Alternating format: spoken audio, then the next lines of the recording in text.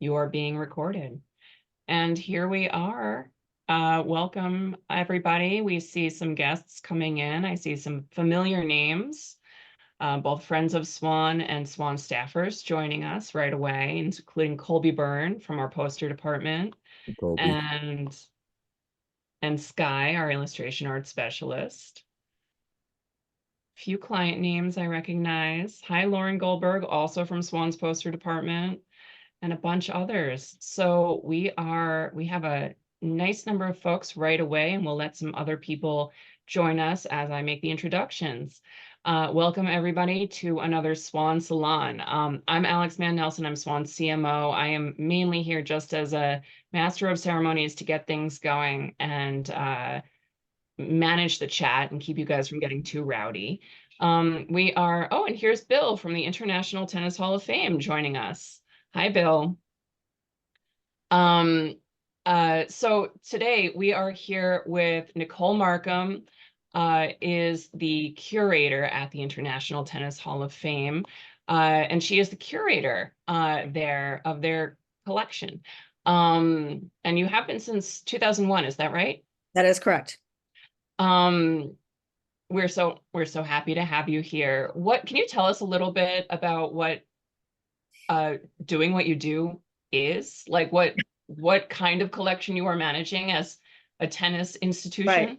Well, we have a very diverse collection. Obviously, we have a lot of rackets and trophies and clothing, but we also do have quite a few posters, vintage posters, modern posters, art. You name it, we probably have the type of material: decorative arts, fine arts, furniture, archives, photos. We have it.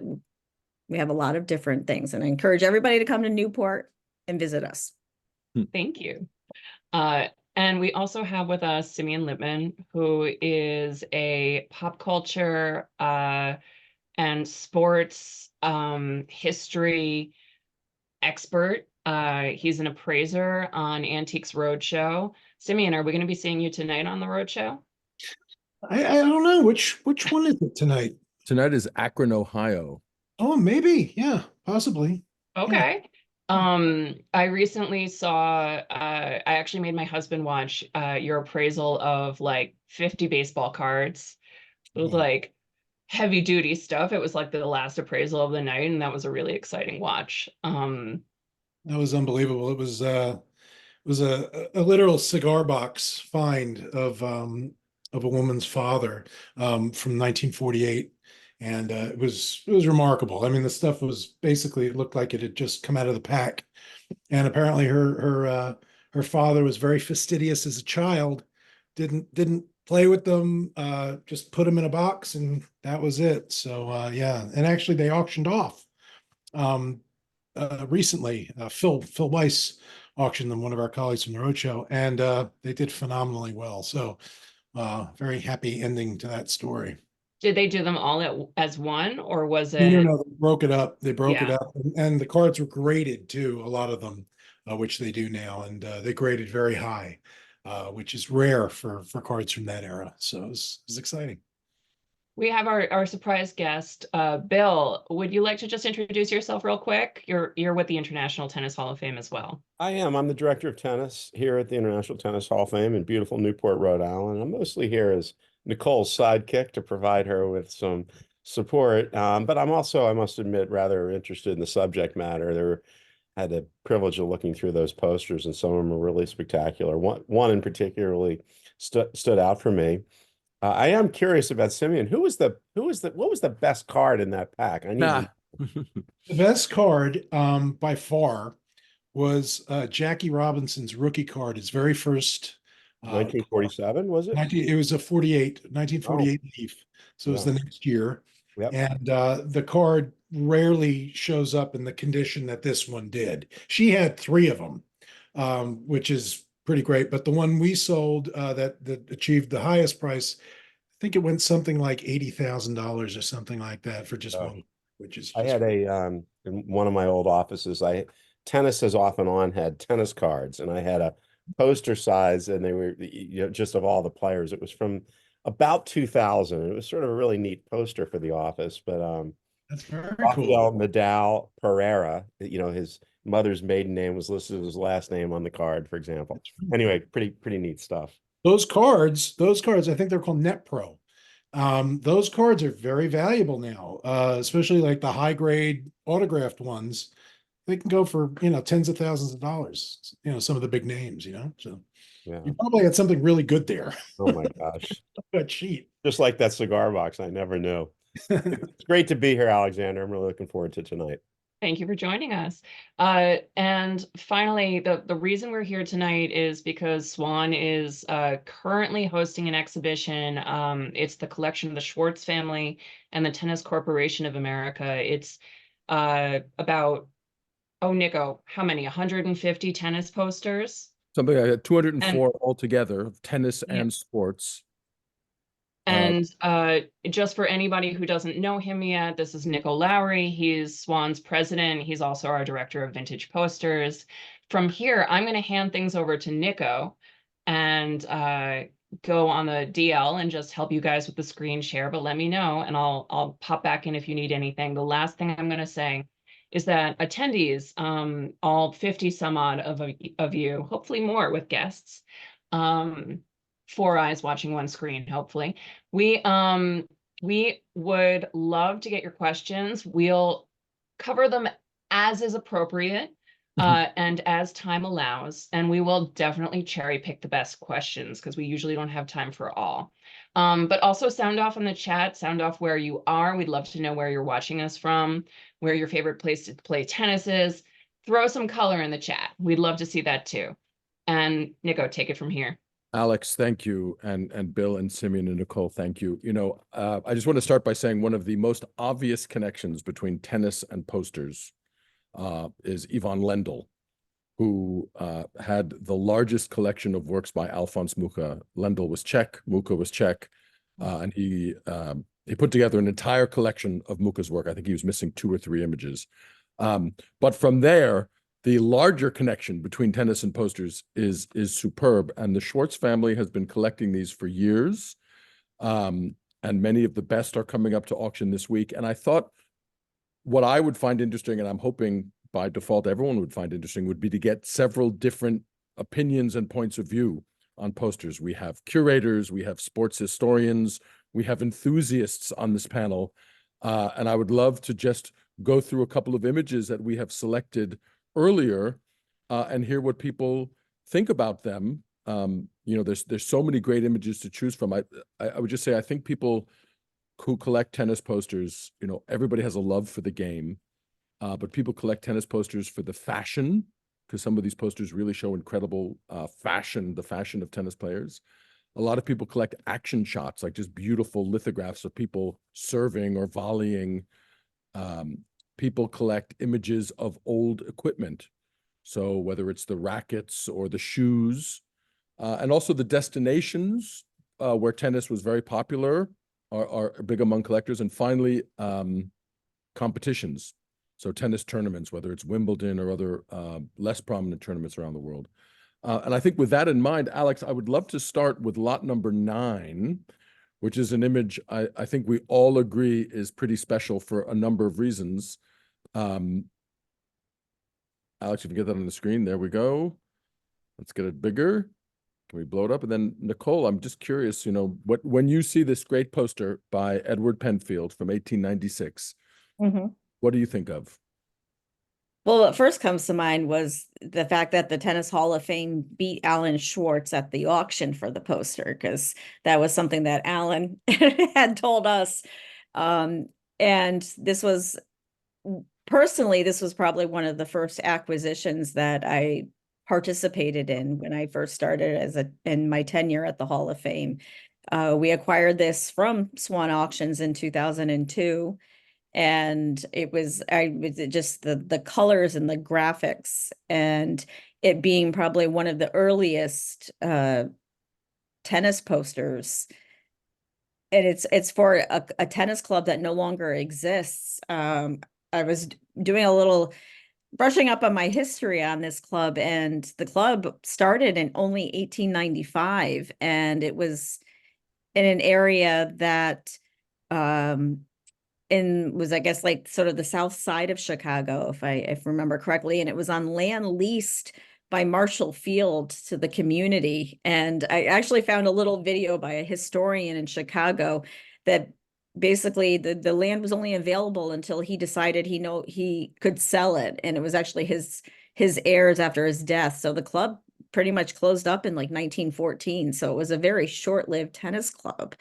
But it was a very important tournament. And I just love, the fact that you have this kind of like woman kind of almost with a smirk, just kind of standing there at the front. And also being a great American illustrator with Edward Penfield. And this is actually the one in our collection is on display in the museum, our museum. And it's just a really great imagery.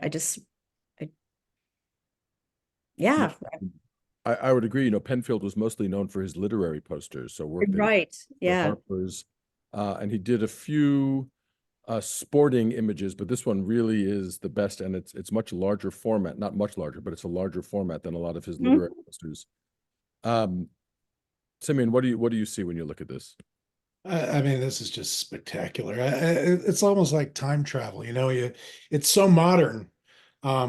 And yet, here it is, 1896. And I lived in Chicago for a while, and that house in the back, or the clubhouse back there, it's very distinctive Chicago kind of architecture from that time. And I mean, this is just mind-blowing posters. Beautiful. Absolutely. Can you imagine, Bill, somebody playing tennis with a hat like that today? Hardly. 130 years ago, perhaps. Yeah, that would be less so these days. But yeah, this one's an absolute beauty. Yeah, really just rare. And Nicole, I'm not sure if it is the earliest of all Right. tennis posters, but it's got to be in the top 5 or so of the earliest. Incredibly rare. And a question that people ask frequently that we have no answer to is how many of these exist? We don't even know how many were printed. Well, we know of 2. We know of 2. I think Swann has actually sold it 4 times in various Okay. conditions. The copy we have coming up is really in lovely shape. Yeah. But they printed more than 5, right? They printed more than 10. They probably printed 200 copies or so. These would have been stone lithos, and the stones would have worn out after a certain number of printings. So there was a limited run, although nobody bothered to count because they were just advertisements. They weren't considered final. Absolutely. Yeah. Where would a poster like that have been? Yeah, I'm always curious. I mean, is the reason they're so rare because they were just posted on a fence or something like that? I mean, presumably it would have been hung around Chicago, advertising people to go to this tournament. Yeah. I don't know a lot about the history of the tournament itself, but it seems like it was fairly prominent on the circuit. Yeah, I believe what it was sort of like a regional playoff that you win this and then you kind of move to sort of, because the US Nationals were played in Newport. So it was probably one of these for the Western area and moving, but when you need to do a little more digging into sort of 1896 tennis. So you got me there. I don't know the details of that particular years. I have one other question, and it's kind of it's relevant because in the sports memorabilia world right now, there's a big controversy because for the very first time, it's kind of been brought out into the light. People with trading cards have been restoring them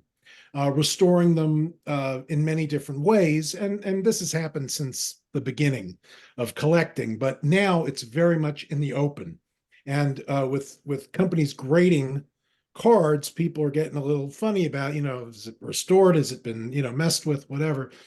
A poster like this, I mean, it's so vibrant. It's in such great shape. Does that have a lot of restoration to it? And does that affect the value? That's a superb question. The overall answer is, thankfully, as of yet in the poster community, nobody is slabbing posters. Sticking them Yet. not yet. It would be very detrimental to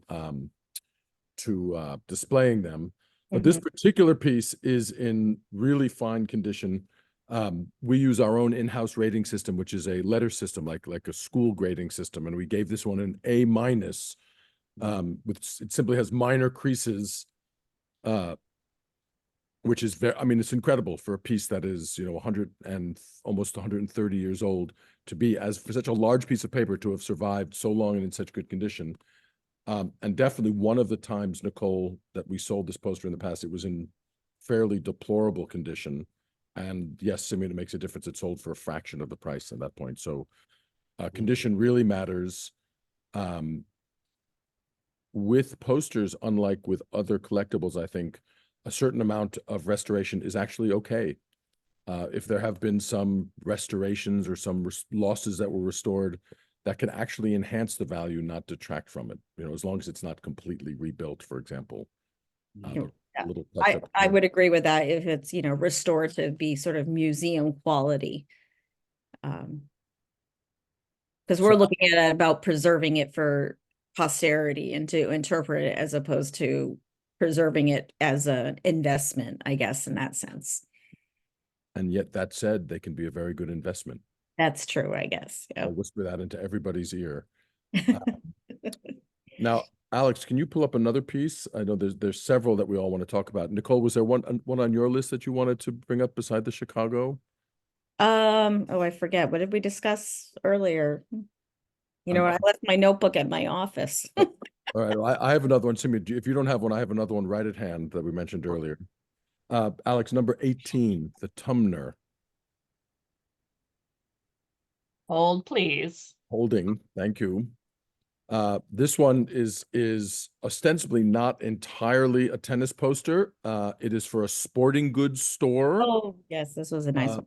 named Tumner, and the central figure is a woman holding a racket. But Tumner had articles pour tout le sport, for all the sports, and we see here fencing and bicycling and high lie and wrestling and skating and weightlifting and field hockey. What do you see, Nicole? Well, I think as we were saying earlier, that it's all these sports and it's all these men playing sports, and then the central character is this, finely dressed woman with her tennis racket and her nice and prim hat. And it's just interesting because some of these other sports, women could play as well. I mean, fencing, cycling. I'm not sure about the wrestling, maybe, but it's I don't know if it's as play on what society allowed, that tennis was the only acceptable sport for women, if that's what they're saying. If their way. I think it's worth a deeper dive at some point. I mean, we've certainly seen throughout this collection a lot of images of women playing tennis, more so than any other sport, and certainly for these earlier posters, and this is circa 1900, they're fantastic tennis garb. I mean, again, Yeah. she's that flat brimmed hat and the very burdensome dress that would have been hard to play in.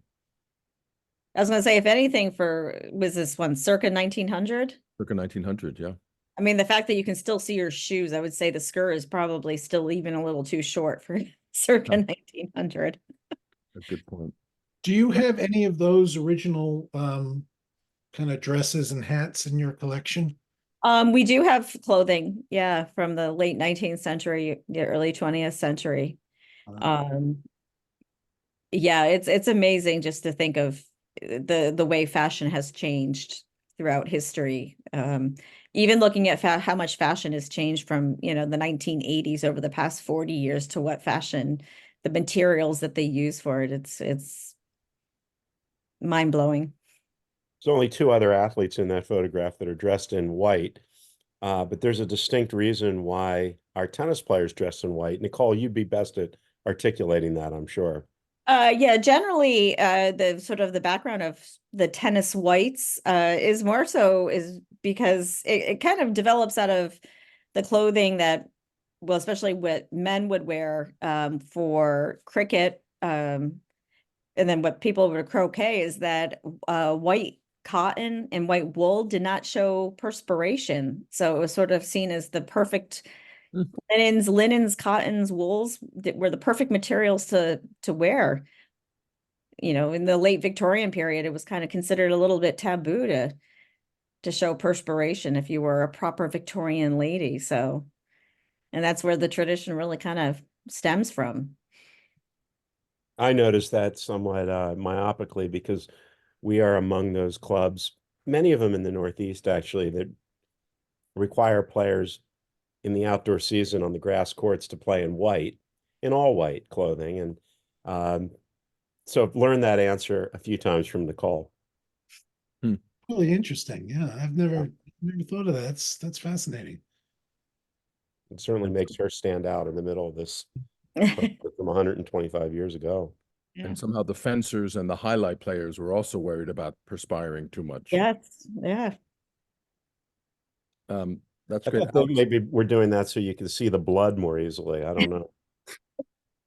You know, from my point of view as a previous summer camp attendee, it always struck me as silly to wear white when you were playing tennis because you'd get grass stains everywhere, which may have been more, attributable to my lack of dexterity as a player. But it seemed like, if you were going to spend a lot of time running and lunging and diving and tripping, then it would just show off your goofs more. Alex, can you pull up lot 29 for us? 29 is another wonderful fashion piece. And it's not just fashion, it takes a whole different aspect. It's not a tennis poster per se, except that it shows a game of tennis as a way of conveying that the people in the poster are very sort of hip, cutting edge, and fashionable because tennis was so fashionable. And this is a poster for an Italian department store named Mele. And what you see are all these fashionable ladies gathered around the side of a tennis court, while in the background, two people are involved in a game. And so again, well, I don't know, Simeon, what do you see when you look at this? Oh, it's again just kind of a window into the past, and so vibrant.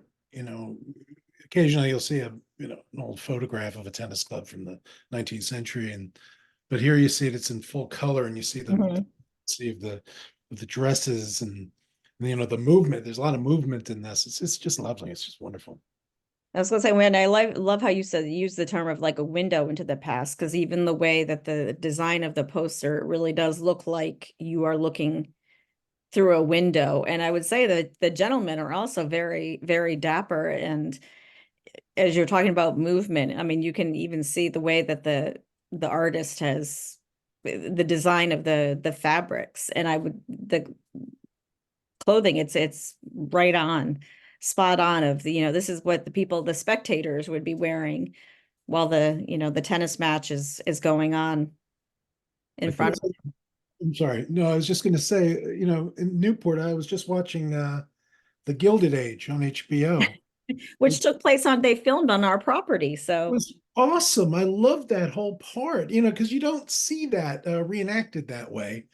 And it was really exciting, I thought, to see the club in full bloom in 1882. It was really cool. I was gonna say, and Bill was the tennis 1884. coach. He was the coach. He was the one coaching them to play. All right. Yeah. I was hired by HBO Max as the tennis director, and I was teaching these two really nice young men who are actors. They also are waiters in New York City, and I was teaching these young men how to play tennis with a racket that was made to look as though it would be the 1884 finals. And a funny aside to that, the star of the series, Louisa Jacobson, who happens to be Meryl Streep's daughter, came out in full costume on our beautiful horseshoe court, the ancestral home to what is now Arthur Ashe Stadium, and wanted to have a go, wanted to hit a few balls. And she was in period costume with high heels and went out there, and I sort of gently handed her one of those antique rackets and tossed her a ball. And she wound up and just absolutely knocked the daylights out of it. She's played a lot of tennis, and I don't think the director was too happy when we were out there hitting the ball back and forth because I think her outfit cost several $1,000s. But I'm glad you brought that up. That was a really neat episode from the 1884 final between Dick Sears from Boston, who won the first 7 U.S. Nationals. And he played a guy named James Dwight in the finals. And it was so neat, as Nicole mentioned, and you use that neat term, vibrant. I thought that poster had such a vibe to it.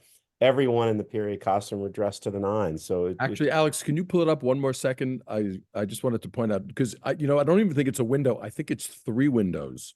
And the window on the left is just the woman playing tennis. There you go. The window in the center are these three fashionable ladies turned out to the nines in the clothes they bought from the store. And on the right-hand side, you have the two men who are also very fashionably dressed watching the game. But I wanted to bring your attention to something else, which I'm hoping Bill or maybe Nicole or even Simeon can speak to.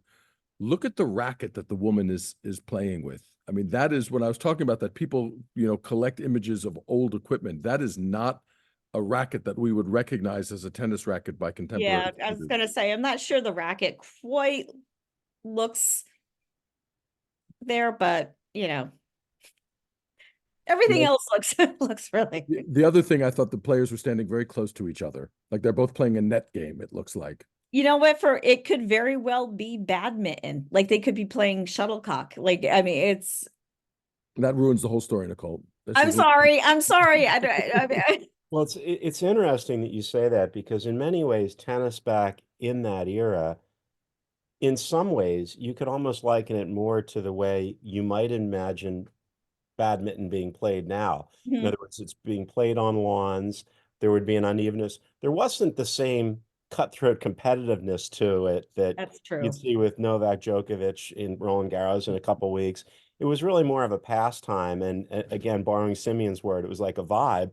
That vibe comes through with the gentlemen on the right who probably have cocktails in their hands.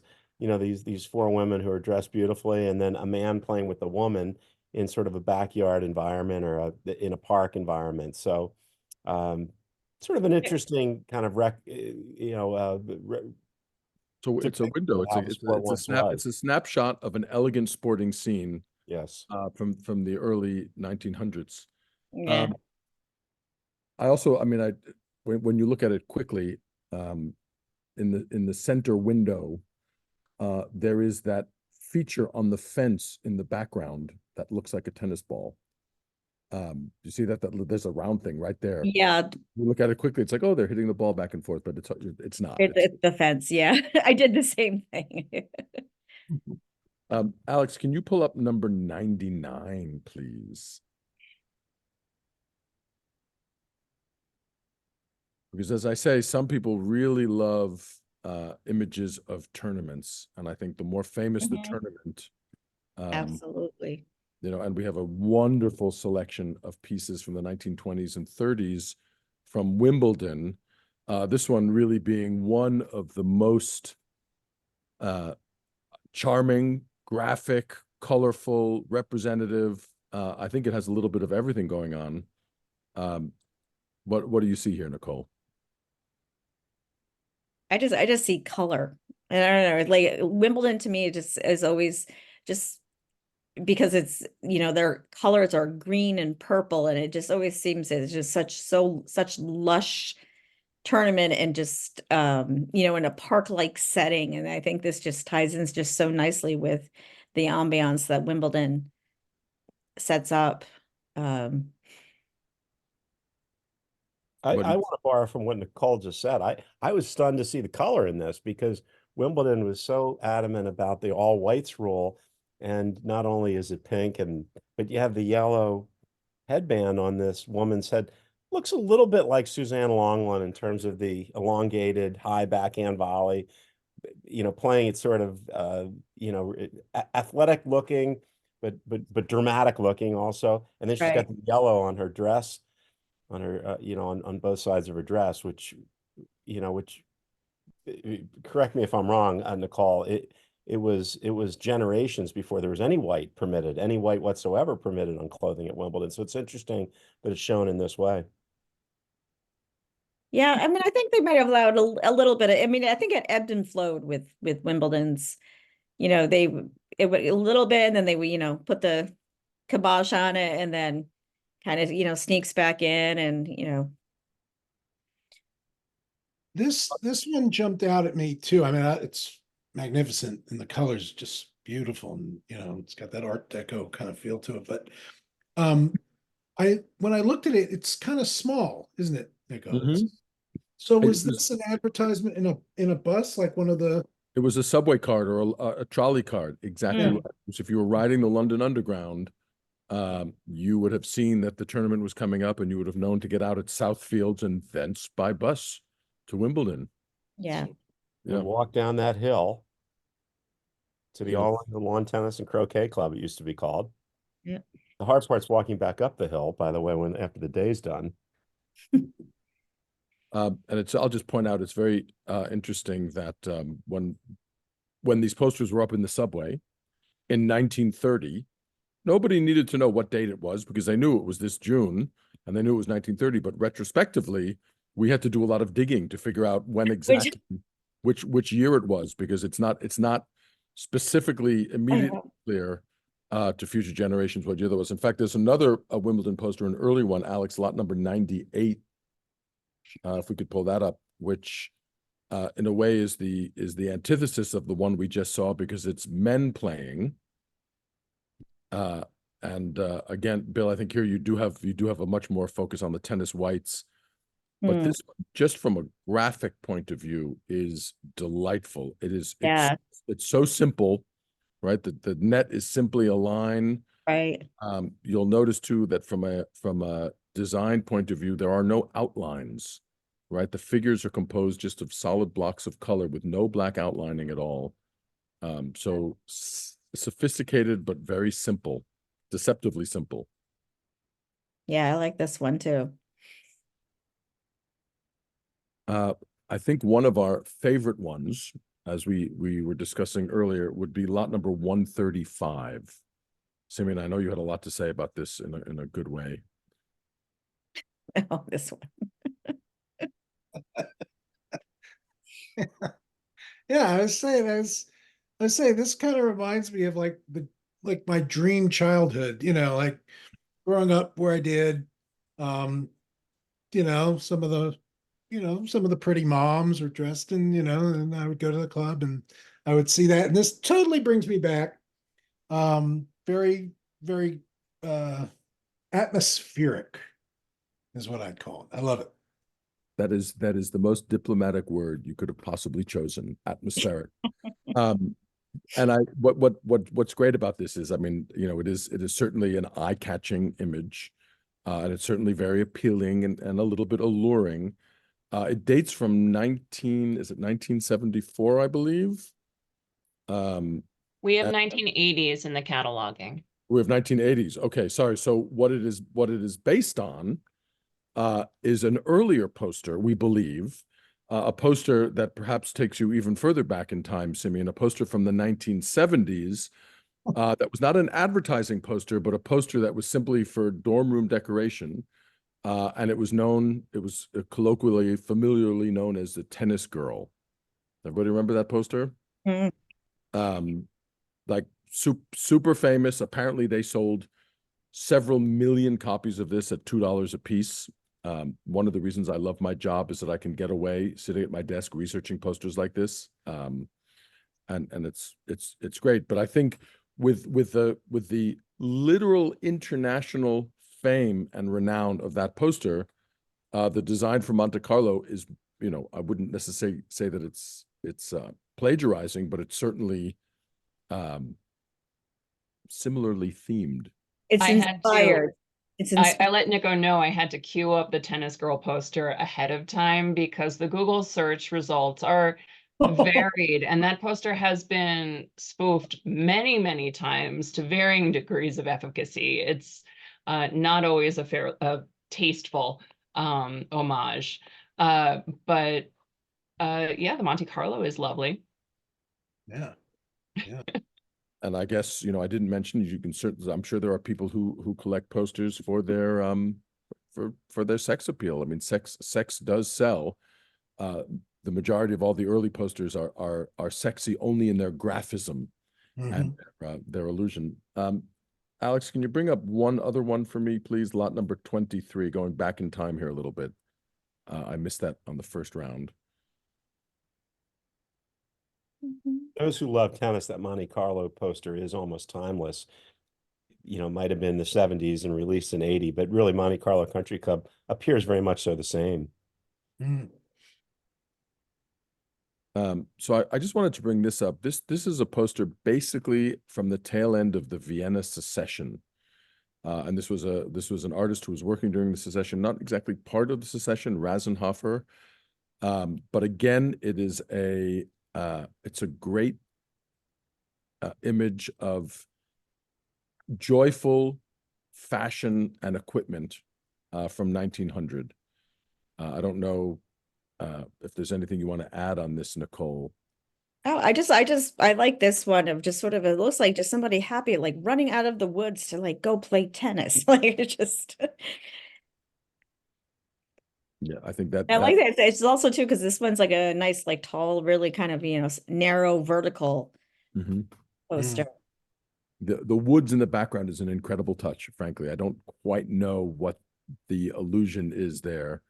But Yeah. see something important enough for the artist to include it. What do you make of that one, Sim?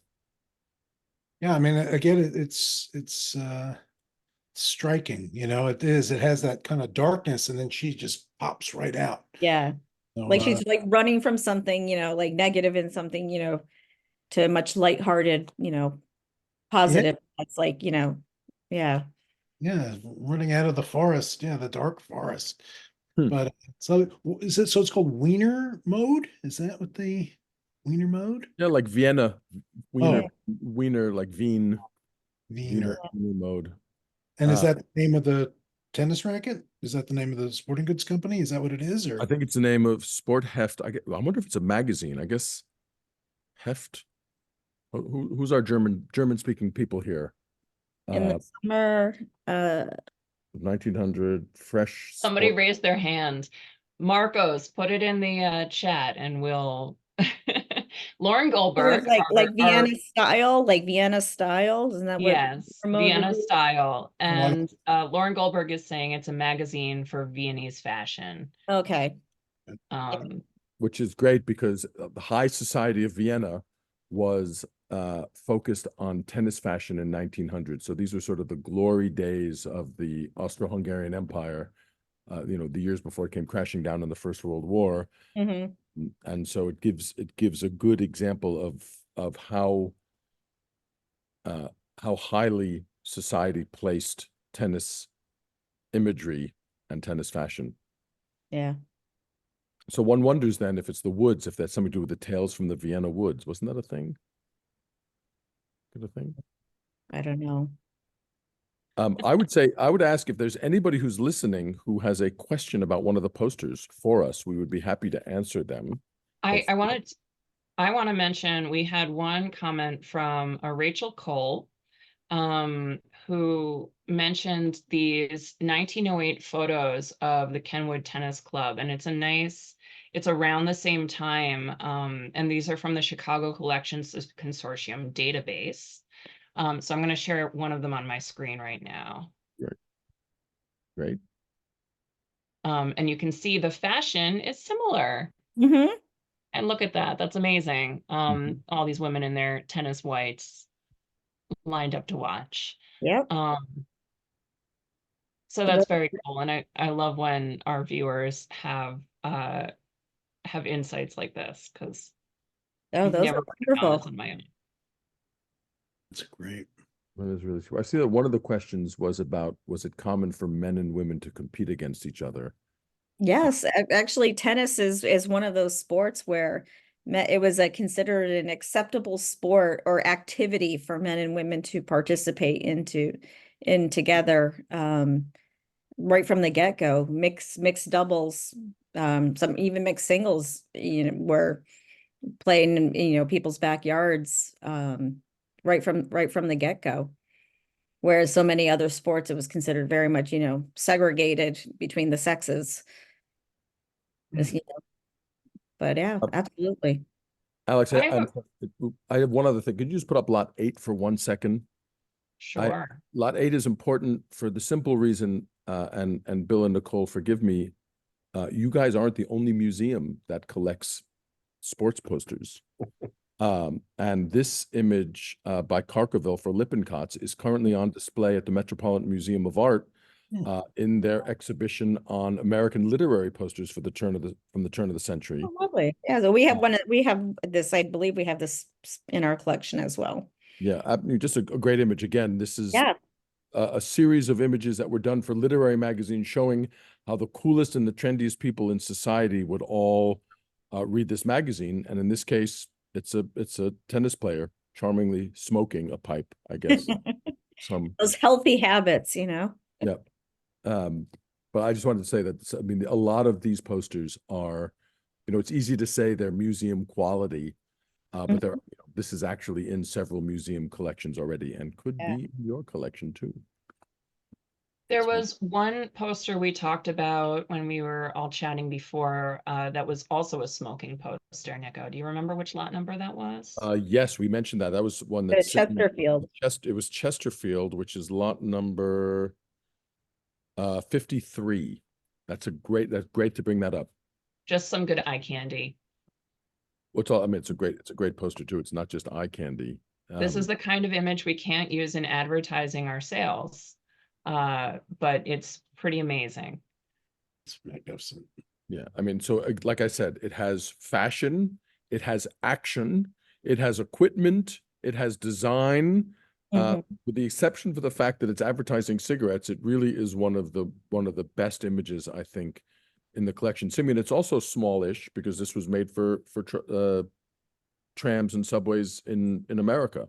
Mhm. And you know, and the fact that it is, you know, Tobaciana, there are collectors of that too. So, you know, a lot of the sports posters that have a tobacco connection are very collectible, by the various, you know, people who collect, you know, Chesterfield memorabilia or whatever, but, yeah, this one's spectacular. It's just, I mean, the colors in this is just, Yeah. it's astonishing. We do have to admire, I guess, if we're going to be very technical about it, that she looks like she's about to pitch the ball. Yeah. I mean, she's off her back foot, ready to throw. Which Yeah. so it's unclear exactly what tennis move she's executing there. Yeah. Well, she would have been a server. She would have been serving and had the second ball in her hand when she tossed it, and presumably came up and was hitting a backhand. It really wasn't until about 50 years ago or so that the double-handed backhand became more common. And players, whenever they would serve, there's no pocket built into that dress that she's wearing. So you'd have two balls to start the point. The second ball would remain in your hand. Oh, interesting. I Wow. Why we love needed that so folks much, from the- Bill. Yep, That's so cool. That is great. Yeah. That is We great. needed you, Bill and Nicole. Here I was thinking she was pissed off at a call and she was going to throw the ball at the umpire. Like, yeah, chuck That it. was in. Now, you guys also were interested in that poster about the pool with the pool. Yeah. Yeah, so thank you for remembering that. Yeah, I know that was one that was not a tennis one, but it was a very cool poster that. It should be pointed out that the sale is not just tennis posters, it's also sports posters. And just touching on that for a second, let me see if I can find that right there. I've got it. You got it. Okay, great. This is a really cool one. This is such a great poster. Any of you who are familiar with the Sutro baths in America, one of the most famous San Francisco tidal water swimming joints, we'll see something in this grand swimming pool from Paris, I guess. Yeah. I mean, God, just incredible. You can almost hear the sound, you know, in that building, you know, when you look at this, just remarkable. 4 stories, you know, I mean, that's a long way to walk up when you're wet, and those stairs are pretty slippery, I'm sure. Again, these are the kind of things that our experts think about, and we would be lost. No, this commentary is priceless. I'm thinking, I wonder if anyone ever jumped off one of the, you know, Absolutely. for levels, you know, cannonball, you know, that's I was thinking the same thing. okay. Not just So I have a quick question, Nico, for you about the origin of this collection. Can you give us, just for those who don't know the Schwartz family, could you give us some info on what this the origin of the collection? Well, the origin of the collection, as I understand it, is that the Schwartz family ran a series of health clubs and tennis clubs throughout Chicago and used these images to decorate their facilities. So not only was it a family in love with physical fitness and with a game of tennis, but they were able to display that passion in the halls of their different properties. And so many people will probably recognize these. I think when Alan was head of the Tennis Federation of America, as I understand it, some of these posters were even up in the presidential box at the US Open. But So I worked at the USTA when the great Alan Schwartz was the president of the United States Tennis Association. I miss him dearly. He was one of the great great people, not just great men, but one of the greatest contributors ever to American tennis. He was the best president of the USTA during my lifetime. And yes, it was really neat to see these because Alan had an office. There's sort of an executive corner where Alan had his office during his term. And then the president's box where Alan would have been responsible for, Alan and his wife were responsible for, doling out all the most valued invitations to attend the tournament. Ronnie, I blanked on it for a second. Alan and Ronnie, his wife, would have been sending those invitations. So some of these actually are familiar and bringing back nice memories of the great Alan Schwartz. And great. you referenced the flagship, the flagship of the TCA, the famous Midtown Tennis Club, which was, I believe, at one point the largest indoor tennis center in the world, and it was where tennis was spoken in Chicago for generations. And that kind of provenance with any collectible is just invaluable. I mean, that's awesome, Yeah, no, yeah, tennis, Alan had a very good eye for developing his collection. I see. Sure.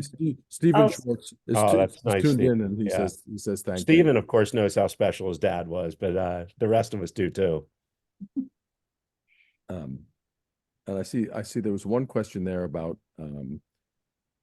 is there one poster that caught me by surprise?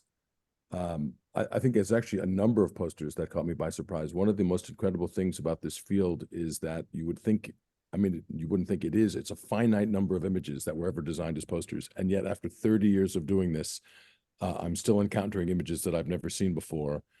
And some are sublime, some are ridiculous. But the Schwartzes collected with such veracity and an appetite that they really acquired images. I mean, Alex, if you just want to pull up lot number, I think it's lot number, sorry, it isn't.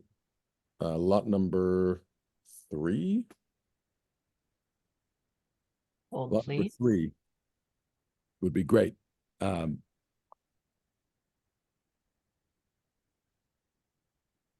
This is not a, forgive me, Stephen, you're listening. I don't think this is a great poster, but I've never seen it before. Not entirely sure why it was done, but darn it, if you look down at the bottom, there are tennis rackets. So it's technically a tennis poster. And this is the kind of thing I love. I cannot tell you the amount of time that Lauren and I spent trying to figure out what this might be advertising. It was probably advertising a beach resort somewhere. But there's croquet. I don't even know what, there's darts. Looks like that might be a fishing basket. Yeah, for fishing for scallops. But this kind of thing is what really gets me like excited, and I enjoy tremendously seeing very rare, very interesting posters. So this was one of the special ones for me.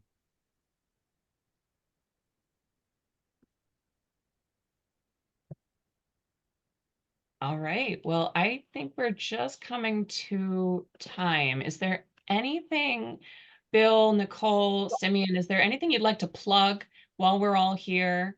One I was most envious of, and I don't have it memorized what lot number was, the French, the movie poster from the 1981 French Championships, the French Open. That's taken our office by storm, actually. Can you pull that up? I'm just trying to figure the lot number here. That's lot number 136, Alex. On it. This is a maquette for a poster, and more people are coming into the gallery talking about this one than anyone. I'm glad you brought that up, Bill. I'm glad to hear that. No, Alex, I'm sorry. 136. 136. I was like, that's not a maquette. Sorry. It was such a glorious era in our sport. There it is. Mm-hmm. And it was a documentary that starts with the first day of the Roland Garros, the French championships, ends with the finals.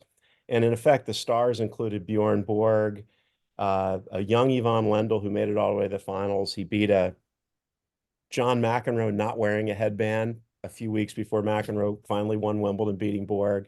Chris Evert was featured with a lot of behind the scenes locker room images and candid discussions, and a young Yannick Noah and Hanna Malikova who made the finals. All of these are Hall of Famers. Billie Jean King was in the background. She got to the semis of the women's doubles and the mixed doubles. And with all those other stars, it was almost as though Billie Jean was an afterthought. But it was such a fascinating portrayal of what the sport was like in that era. It was really filled with larger than life characters, and it was really a social phenomenon. So for anyone who hasn't seen the movie, you ought to. And I'm so envious of this poster. Didn't know it existed. Well, to be fair, I believe this is just a study for a poster that was never realized, because I've never seen the poster either. So I think this was either a commissioned work that wasn't accepted, or it was done on spec. But no, we've never seen it either, which is one of the reasons why, it's the history of the poster market is littered with great designs that weren't accepted, and this is definitely one of those. Right. Fascinating. What a great one to bring up, and a great way to end that. Alex, was there anything else in the chat? We had a request for some fencing posters, but I'm going to say that's off topic. And the place you can go to see some of those fencing posters is swangalleries.com. Nico, I was wondering if you could share some info on our preview, which is open for 2 more days, and the auction itself is Thursday afternoon. Thank you. It starts at noon o'clock, which is midday. Tomorrow from noon to 5 and Wednesday from noon to 5 will be open for preview. We encourage you to come in. The collection, as we said earlier, is about 130 tennis posters and about 75 sports posters, which includes fencing and cycling and wrestling. The great Swiss sport of stone throwing, Steins Tossen, which was like shot put with big bricks. And it just, you will not have a chance to see so many wonderful tennis and sports posters in the same place again live. So if you have the chance, spend half an hour, come down, grab lunch, take a look around. You will be very impressed with what you see. I think I'm going to register. You don't have to buy to come look and learn and look through the catalog. This is not a hard sell, but we love all of our bidders, of course. And Nicole and Bill, it has been so wonderful learning from you guys more about tennis. Well, thank you for having us. History. I can't wait to get out to Newport and visit you all. Yes, come visit us in Newport. And Simeon, it's always a pleasure to work with you. I've worked with you for years, and your enthusiasm and your knowledge are literally second to none. So thank you for chiming in and helping us here. We appreciate it so very, very much. Anytime. That I really enjoyed going through the catalog, and just beautiful images and rare things, and that's what I love about Swann. Swann has the most interesting, just the most interesting thing. So I always love looking at what you present, and this one is no different. Absolutely wonderful things. Check is in the mail, my brother. Thank you. That is lovely. So nice of you to say. I thank all of you for attending. It seemed like we had a really good crowd. I'm sorry we couldn't get to all the different questions. Someone is asking how you can obtain a print catalog of the auction. You cannot. The auction is online. The catalog is online only. The auction will be conducted live. But we don't print catalogs anymore. That seems to be a universal thing throughout the auction world. It was one of the changes that the pandemic thrust upon us, and we accepted it very eagerly. So while we do have a printout of the auction that's available in the sales room, we don't have one for distribution, unfortunately. So you could go through the website and print out 204 different pages of the pictures if you wanted to. Some people do. And I have one final plug, which is that if you are a PBS watcher, particularly on the East Coast and in the New York area, I know you go to channel 13, Antiques Roadshow is on in just a few minutes. And you might see Simeon there if he's got a segment on tonight's show. I know you will see our book specialist, Devin Eastland. You'll learn some stuff find out about some cool material history, and be one of us.